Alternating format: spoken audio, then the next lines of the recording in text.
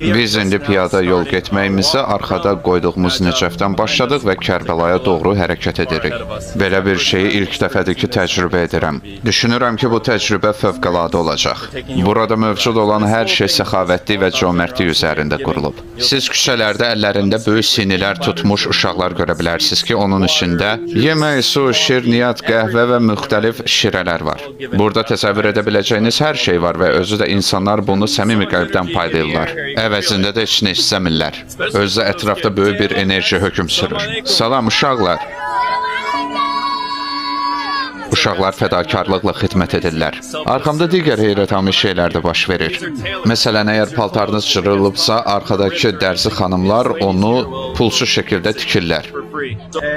Günortadan sonra ailələr küçələrdə durub istirahət etmək, yemək, yuyunmaq kimi şeylərə görə cəmaatı öz evlərinə dəvət edirlər. Bu heyrətamizdir. Onlara hər kəsə icazə verirlər? Əlbəttə bəli. Belə bir səxavət nümunəsi heç adamın ağlına da gəlməz.